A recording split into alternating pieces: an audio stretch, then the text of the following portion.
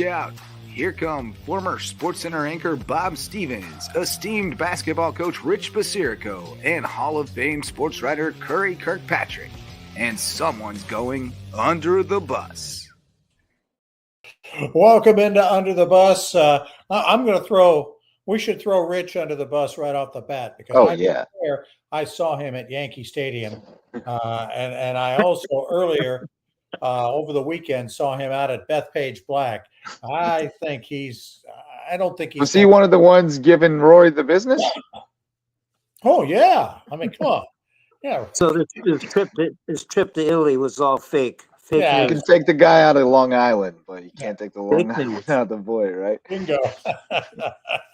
Hey, let's throw the Yankees and Red Sox under the bus, both of them, right off the bat, for taking 3 hours to play a game, more than 3 hours, to play a game with a pitch clock, for crying out loud. Right. A 3-1 game. 8-7. It was a 3-1 tight game. Still took them more than 3 hours.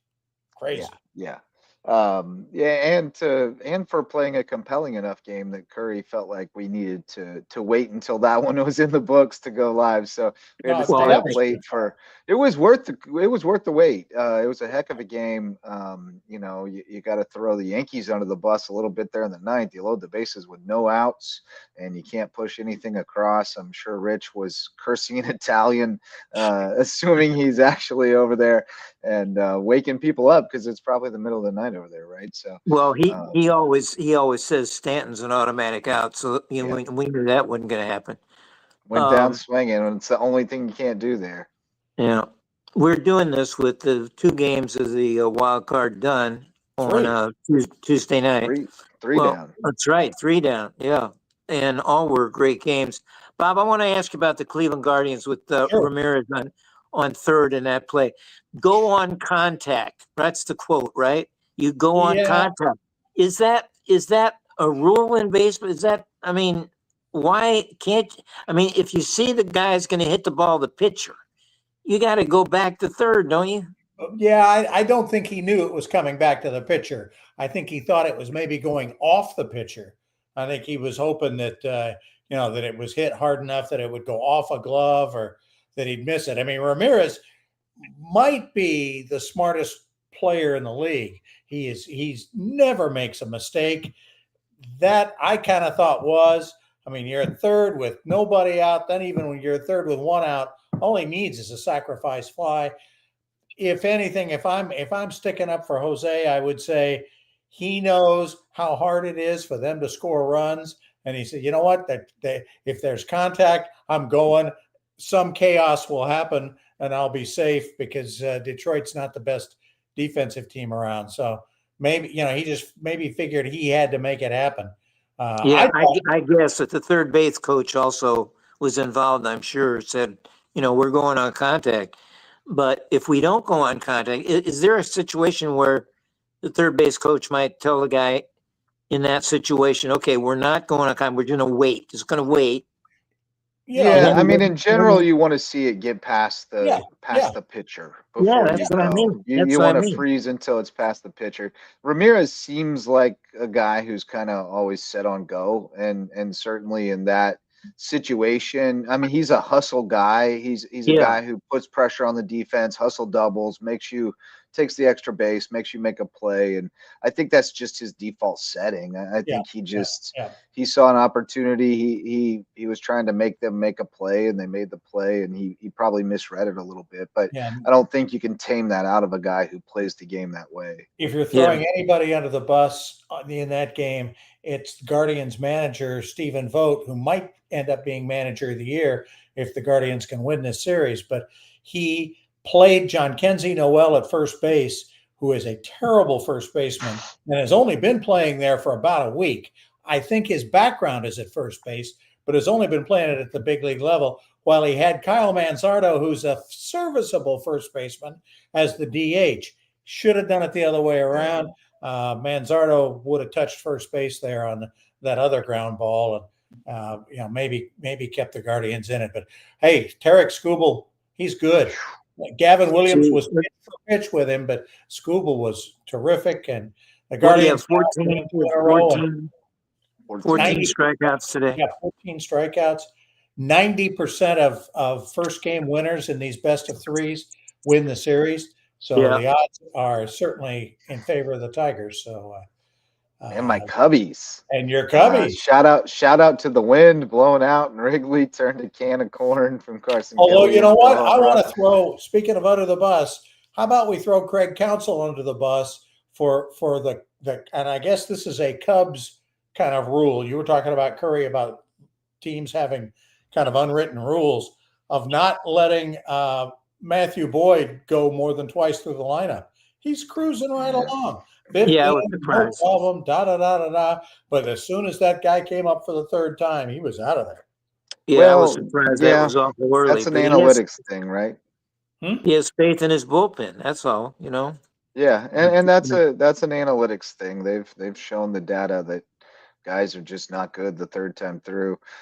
With the wind blowing out, I don't know. I was a little nervous. I felt like he was playing with fire a little bit with that Padres lineup, and getting as a Cubs fan, I just wanted to win in Game 1. I didn't realize they hadn't had a postseason game in Wrigley in like 9 years or something. Is that right? Yes, it's 17. Yeah. Unbelievable. I mean, and the crowd was just unbelievable. The Wrigley Field crowd. I mean, it sounded like a college football game. It was, you know, I mean, it was great.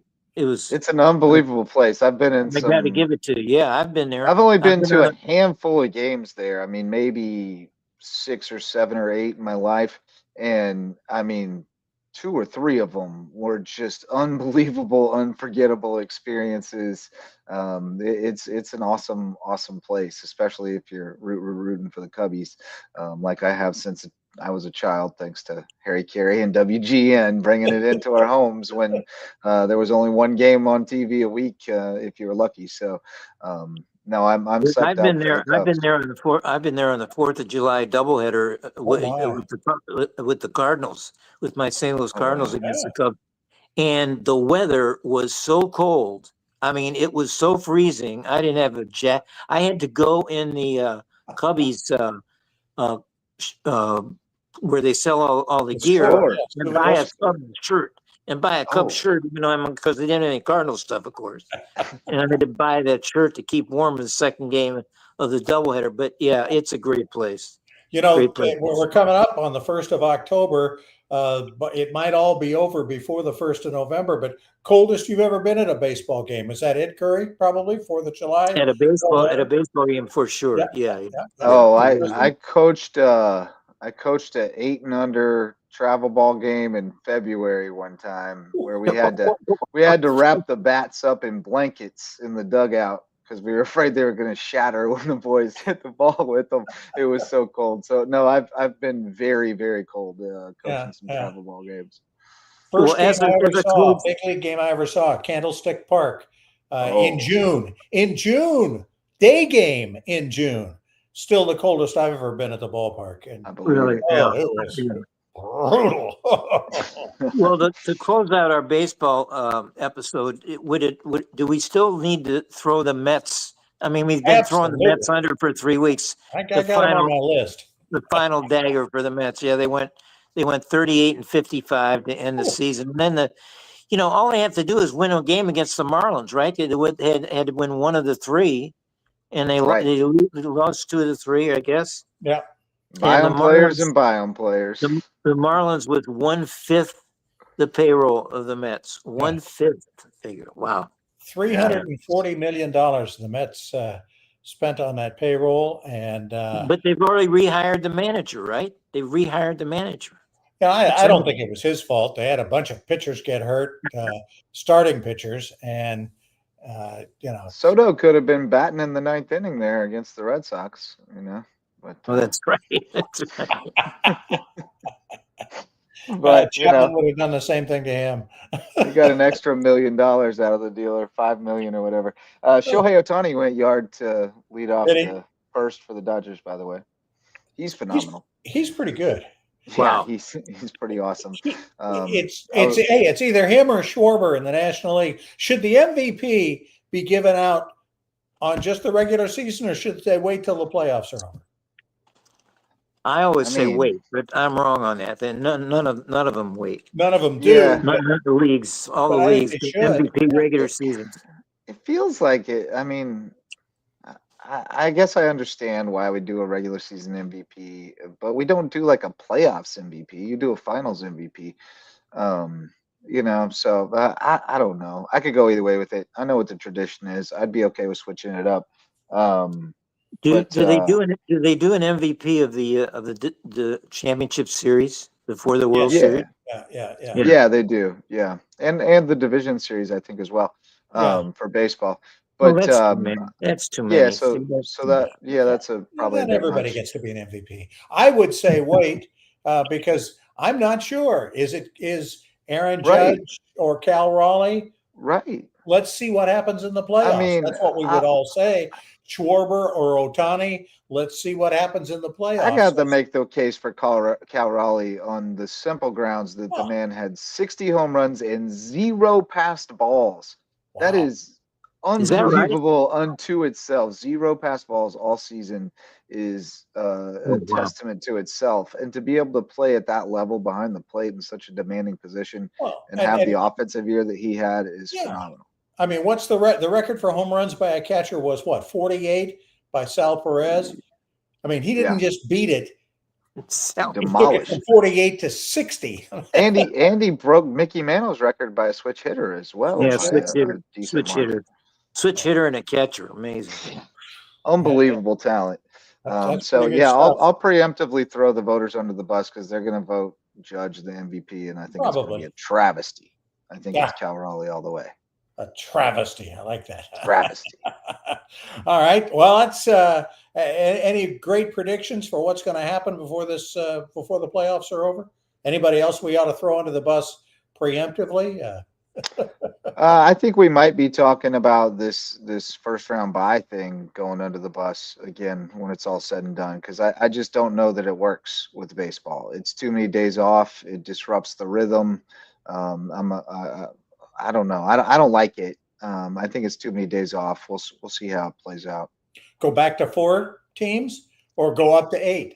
I mean, I'd prefer 4, but we're not going backwards. There's no chance. There's too much money in expanding more. So I think it's much more likely we go to 8. Eventually, they're going to add more teams. You're going to have 32 teams again, and you're going to have 4 8-team divisions, and you're going to end up with 8 4-team divisions with 8 division champions or 4 8-team divisions. But we're going to get expansion before we get any reduction. Curry, did you ever have to write a playoff sidebar when you were at SI with all these series going on? I know they have guys probably to cover the games. Yeah, I did a couple of World Series sidebars, as a matter of fact. Yeah. That was fun. I-70 series? Sorry? Did you get in on the I-70 series? No, it was the Cardinals-Yankees. One was, and I can't remember what the other one. This is a long time ago. You're stretching my memory here. But the best, the funniest, well, it has nothing to do with the playoffs, but the best time I had doing a baseball story was doing Bill Spaceman Lee. And I did Savannah Bananas legend, by the way. Exactly. I did a huge profile of him in his salad days with the Red Sox when he was, a hero. And he was about the funniest guy I ever met. Really amazing character. Good stuff. All right, we got to talk Ryder Cup still. We got to talk football, college and pro. We got a whole lot of people to throw under the bus. Let's do that as we bring you more of Under the Bus, brought to you by Hudson's on the Docks.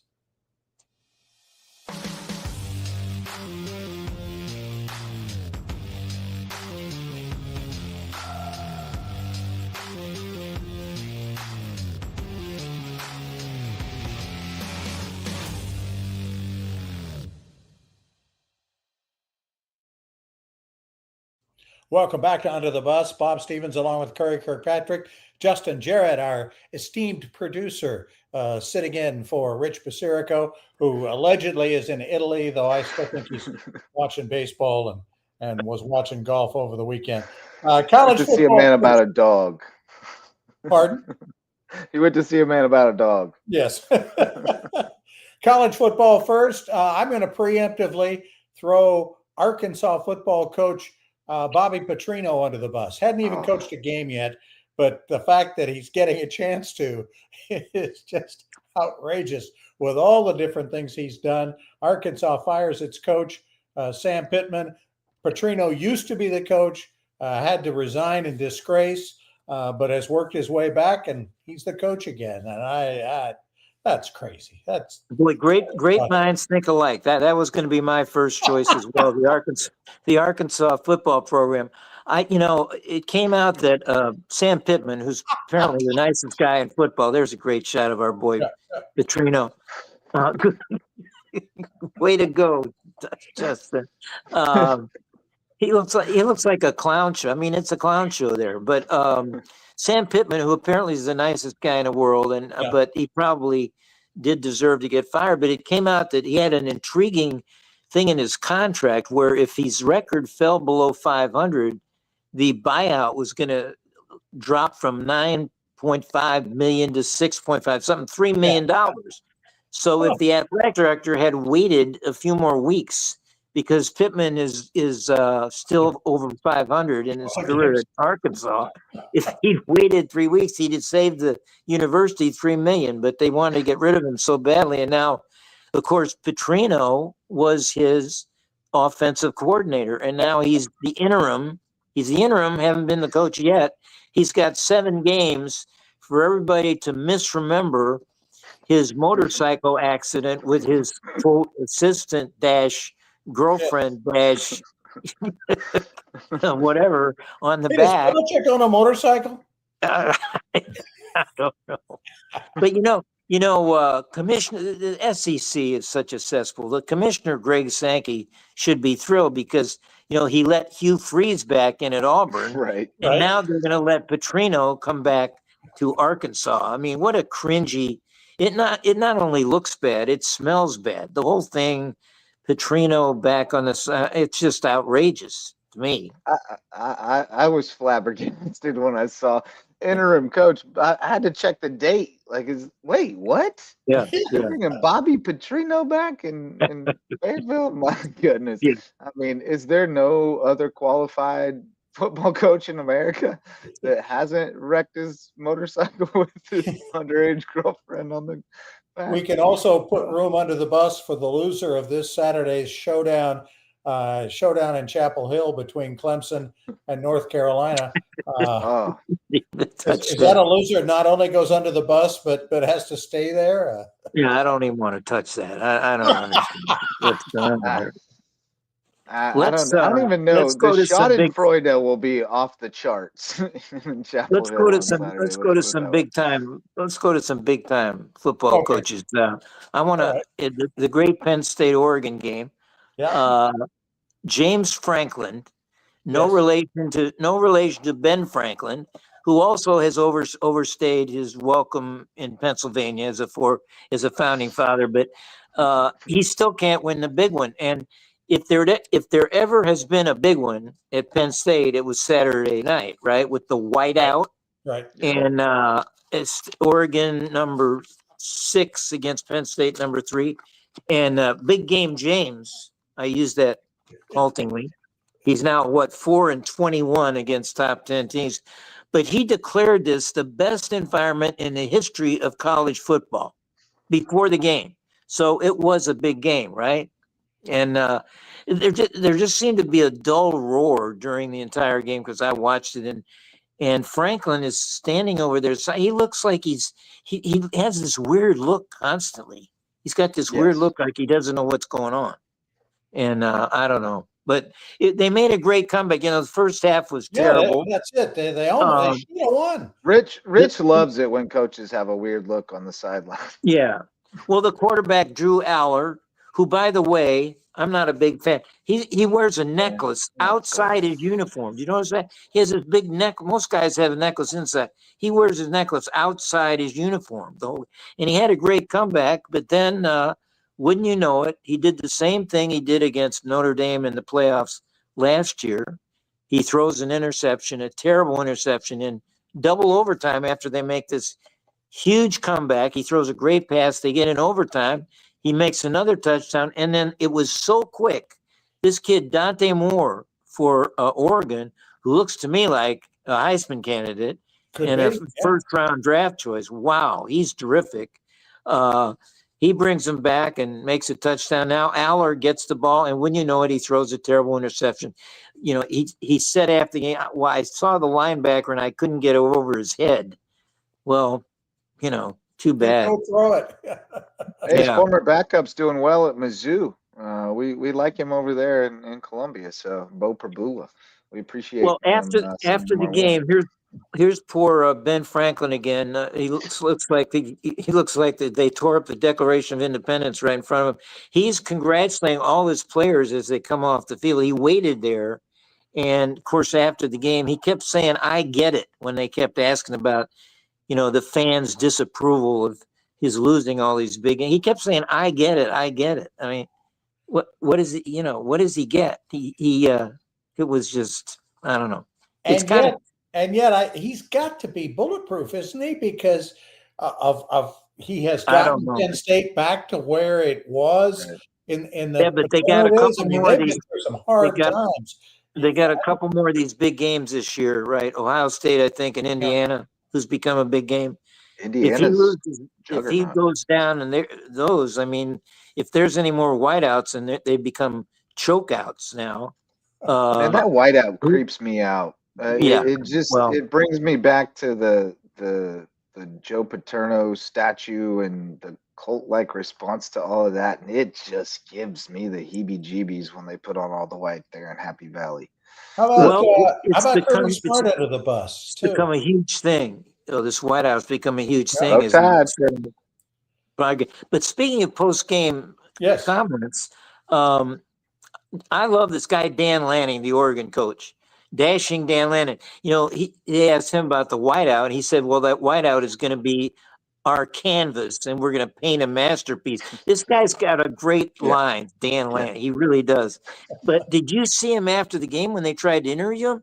He could hardly speak. He was sweating, and he looked like Charlie Sheen on crack. The guy was unbelievable. He couldn't breathe. He couldn't talk. He couldn't breathe. I thought the same thing. I said big cokehead energy from Dan Lanning. I think our boy Signetti is in Indiana, is waiting. You know, he's from that area. He's waiting around the corner for Ben Franklin or James Franklin, whatever his name is, to get the axe. Well, if he beats him this year, he might just earn that job. Be able to pick his job, that's for sure.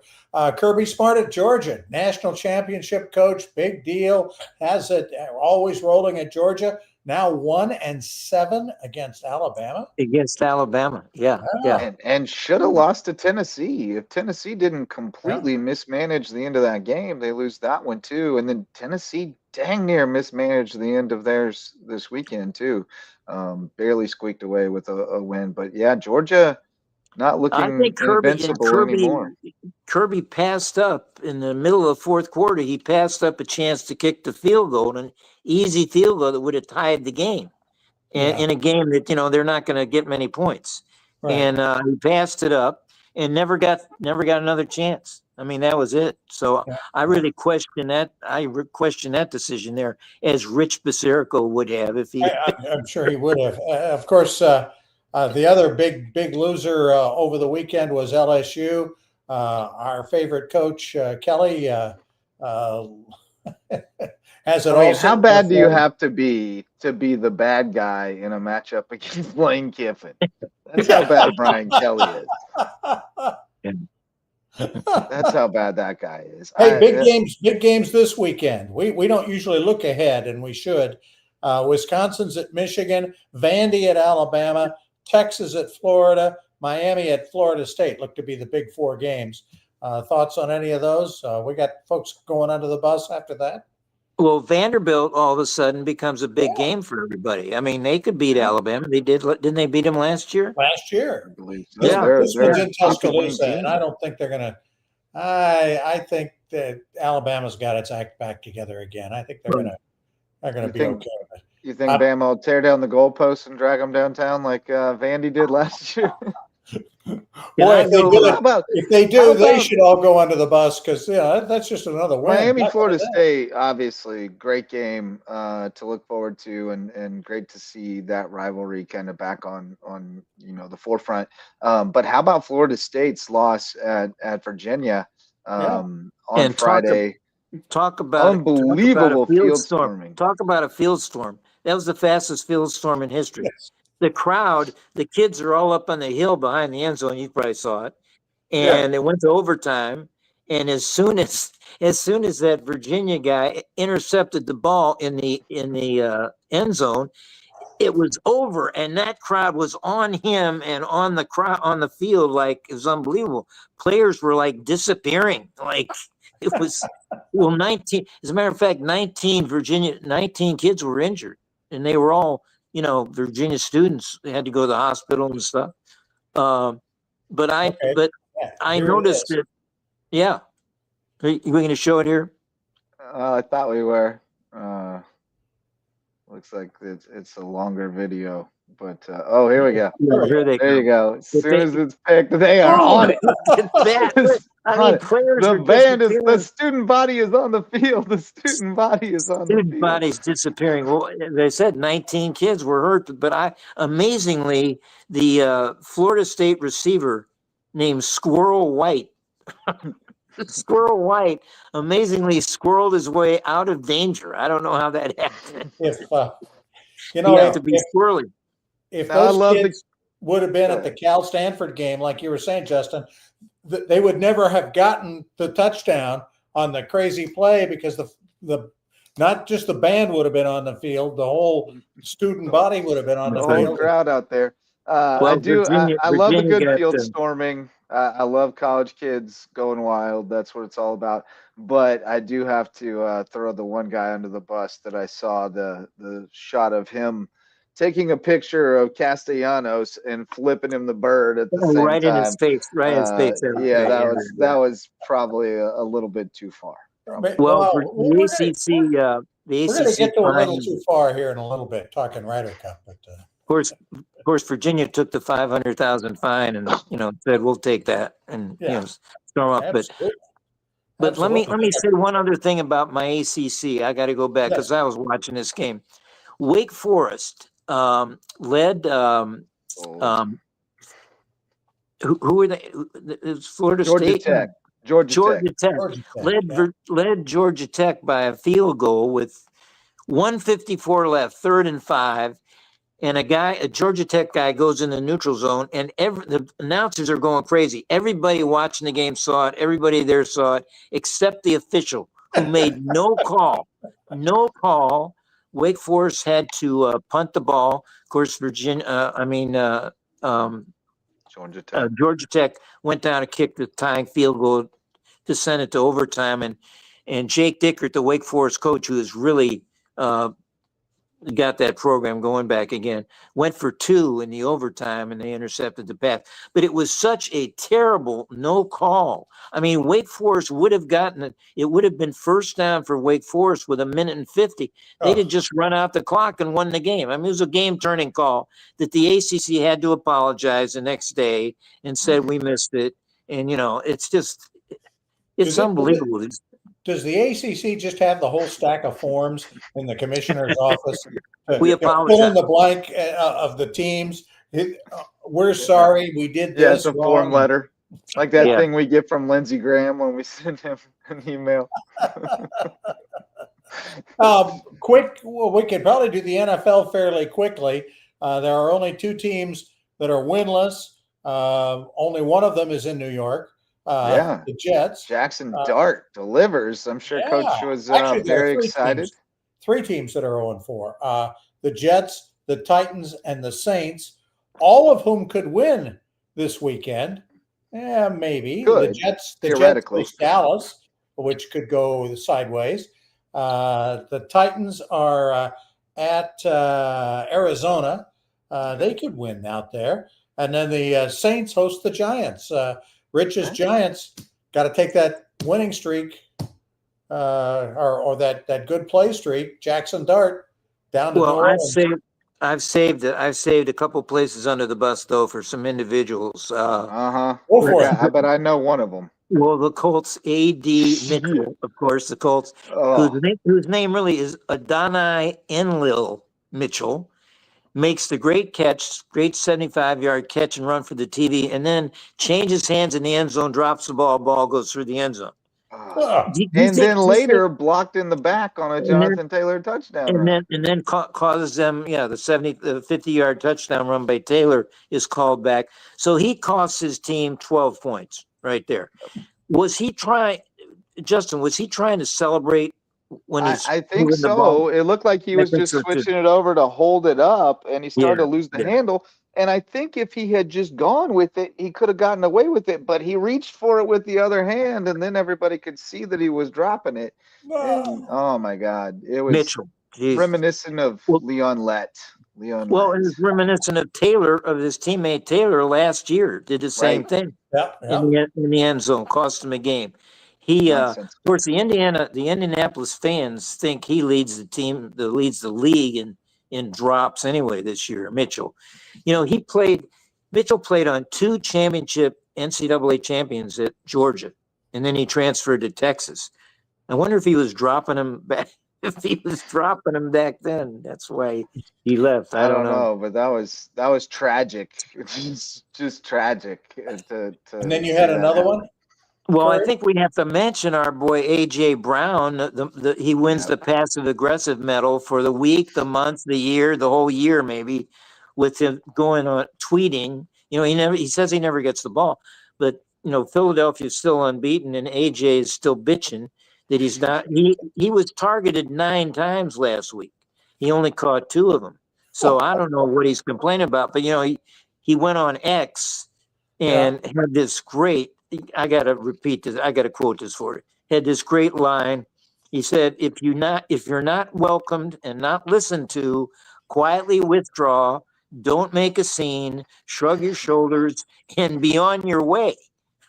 Is that why he goes and reads a book on the sideline during the game? All the Philly fans went on X and back to him, said, "Oh, don't leave." They were thinking he's going to quit and leave, and maybe he will. I don't know. I think the Eagles might be.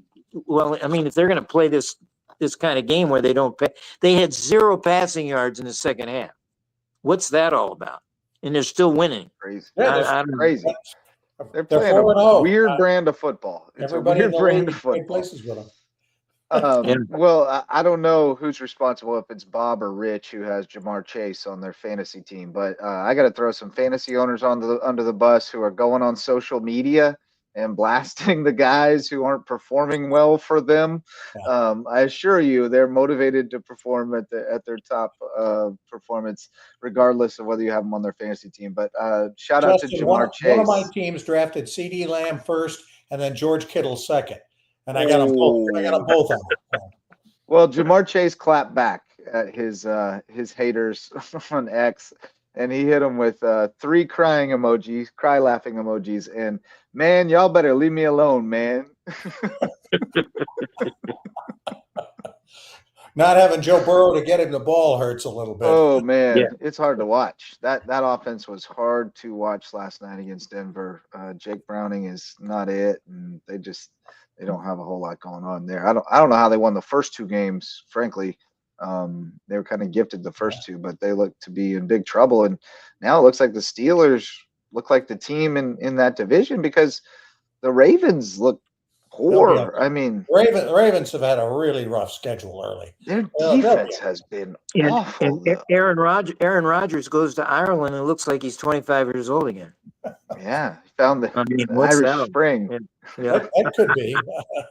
Very nice. All right. Speaking of Ireland and 25 years old and folks being a little cranky, let's come back and talk Ryder Cup when we throw some more folks under the bus next.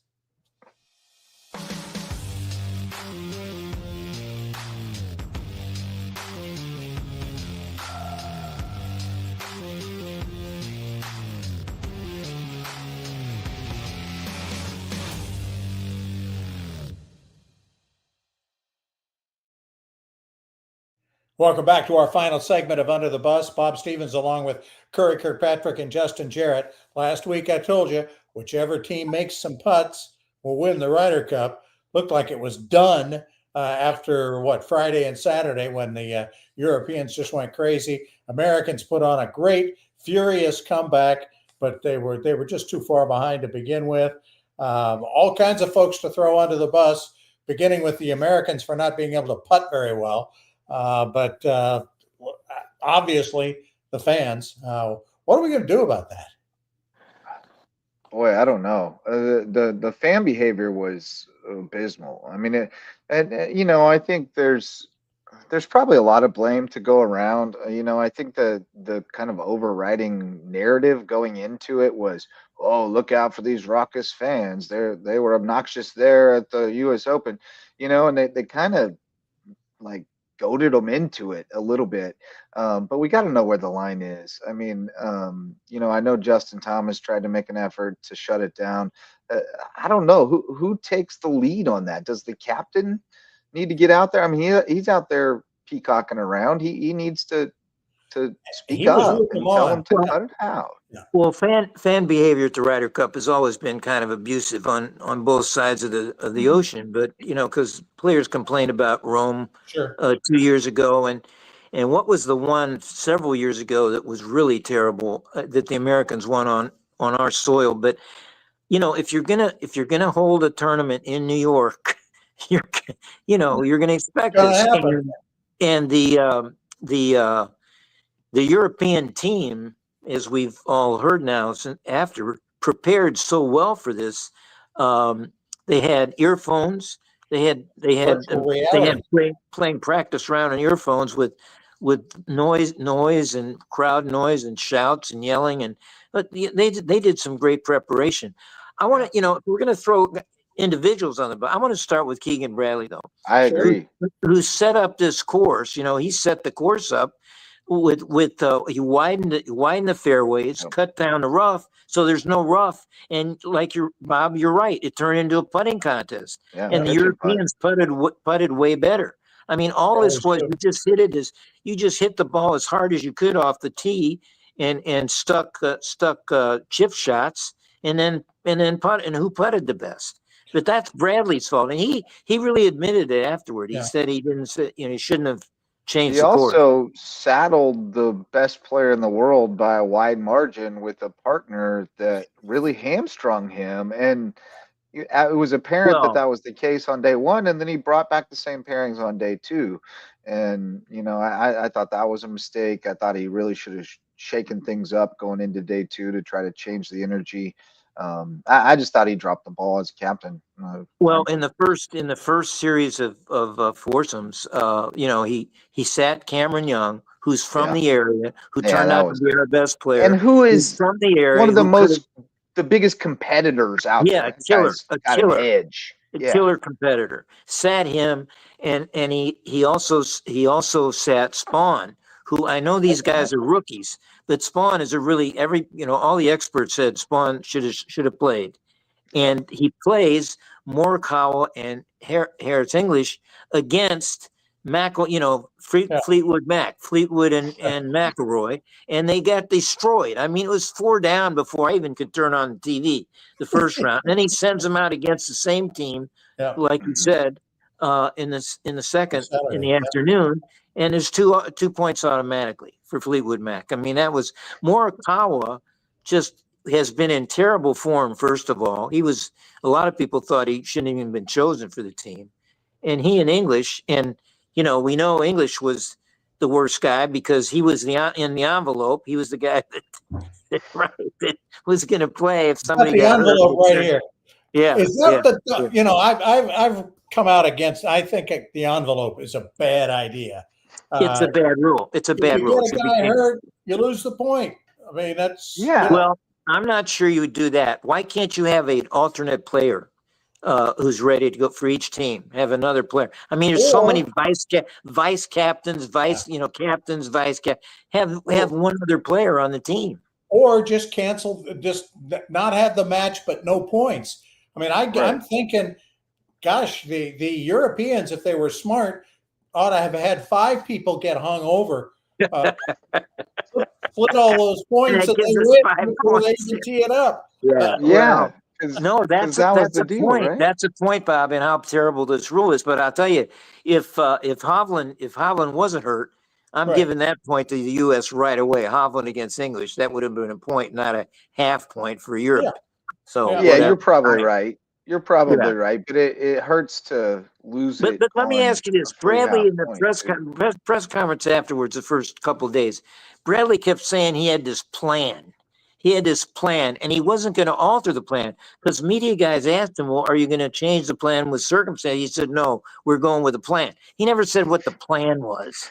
It was ridiculous. It Hey, really. let me throw this theory. I was thinking about this Saturday when through all of the what was going on, the Europeans just kept playing really, Yeah. really well. I think everybody said, "Oh, there's more camaraderie and they love each other more and they see how more important it is." That's all baloney. I mean, once you get out there and you're playing, I don't think any of that team stuff matters. But Really? I think the European players just naturally, just the way they are, they have a little extra layer of something. They have been through Thicker stuff. skin. Yeah. They have been through stuff that the American players growing up in country clubs and in the U.S., most of those European players had to come over here and play college golf. Mm-hmm. Where in like Oberg's situation, there might have been a language issue. He goes to Oklahoma State, which is a crazy place for him to go. Graham McDowell back in the day went to one of the schools in Tennessee. These guys, for the European players, have to come over here and they have to learn to get around, learn to deal with situations that are not spoon. They get out of their comfort zone. Yeah. More often. There you go. And our guys are unafflicted. Our guys have a comfort zone here. They never have to do any of that. So that's why we get killed when we go over there, and why we, even though we should have won here, don't. Just a thought. The same applies to I don't think the fact that they're so close is baloney. I really do think they care for each other a lot more. There's a team camaraderie there every time we play them that we don't have. But speaking of comfort zones, you spoke of the best player in the world. I guess you're talking about Scotty Scheffler, who went 0-4 the first 2 days, didn't win a match. And only, came back and had a great match with McIlroy in the last day in the singles. But Scotty Scheffler and these other guys, but especially Scotty Scheffler, is comfortable playing singles, playing by himself. The same way Tiger Woods was. Yep. And Scheffler, they've kind of asked him about this before it started. Do you intimidate her because you're so good, you're number one in the world, you've been at all these victories you have? And Scotty kind of brushed it off, said, "Well, I'm not Tiger," which is true. But, I think he has on his shoulders, he has this responsibility to be the best. And he both just guys have losing records in the Ryder Cup. Tiger had a losing record as well. It's out of you remember watching Tiger. He never looked comfortable playing in the Ryder Cup. Terrible, and his record isn't just losing record; it's terrible record. You can't remember what it is. But Scheffler came to the 18th in one of those matches in the 4 days. I can't remember which. Had a chance to win it and totally sculled his tee shot into that wiry grass by the sand, and basically lost the hole himself, when he could have won the hole himself. So there are individual times that you can come through and win a point, and he just didn't do it. And he talked afterward about comfort too, I think, on this. But I really do think the Europeans and the preparation that Donald did, the 2 years of you heard about him. And when they get to the hotel, he changed the sheets in the hotel. He changed the shampoo in the hotel. He put blocks over the light coming into the rooms, and just little things. I mean, they sound stupid, but maybe they count. I think they take it more seriously. Oh, for sure. They certainly do that. Yeah, for sure. I thought the funniest line, I don't know if you saw this exchange when they had the Europeans had their press conference afterward, and they were talking about the horrid behavior. and one media guy asked Rory. He said, "Well, how did it feel to go to get yelled at with the F word, and you F-bombed him back? How did it feel to F-bomb him back and then go and stick your tee shot? Stick your iron." And Rory said, "It felt fucking satisfying." And then in the back row, Tommy Fleetwood spoke up, who he was his partner. Tommy Fleetwood spoke up and said, "He didn't stick it. I had to putt that ball." Yeah, all 3 feet of it after he stuck it. Boy, he did a great job. Great. Good stuff. What did you think? What did you think of the dust up with with all this stuff with McIlroy? The real dust up was with mild mannered. Mild mannered. That's what I'm trying to say. It's a good thing I can talk. The Englishman off the tee. Justin Rose gesturing to DeChambeau and his caddy to move off because it was his putt, which it was. Yep. And that started a whole harangue. I don't know if you saw that. Right after that, the Englishman drains his long putt, and then DeChambeau drains his. And so to have the hole, and as they're walking the next hole. This was where it all happened. Yeah. DeChambeau paused so that he would be in Justin Rose's lane to walk. And he wanted to talk to him, got in his face. And Justin Rose went right back at him. And then the caddies got involved and everybody it was hysterical. I thought it was great. Much ado about nothing, as it turned out. The most polite kerfuffle in sports history. Well, finally, Fleetwood's caddy, who's this 6'6" guy, this former rugby player, he came up and he got in all the American spaces, and everybody calmed down right away. That's how that works. I noticed that. Yeah. Well, I got to throw us under the bus. We haven't even mentioned the WNBA playoffs, and we're already the finals are halfway set. Phoenix Mercury advancing to the finals, and the Las Vegas Aces and the Indiana Fever in Game 5 right now in the other semifinal. The Caitlin Clark-less Indiana Fever. I still got Caitlin under the bus. I've got Caitlin under the bus for spoiling this whole thing for us. I think by getting hurt. Right? I mean, they could, but they're making a run. They're setting it up for her to come back next year and win it all. Did you guys see what that star player who got hurt said today? She went after the commissioner of the league big time. The girl that got hurt. She went nuts today, and there's going to be a problem now with the commissioner and the players. She says we have the worst administration of any league. We have the best fans, the best players, the best fun, and we have the worst administration. WNBA is going to have to do something. That would be Naphesia Collier. Yeah. She's got out. Yeah, she's having it out. Big time press conference. Right. I'll take my seat under the bus for that. You are exactly correct. Well, any final throw him a bone. Final under the buses? One more thing. Bob, you mentioned Oberg, who, by the way, got the only European point on the last day. Was the only European to win his match. Right. And that went like untalked about. I thought that was kind of weird.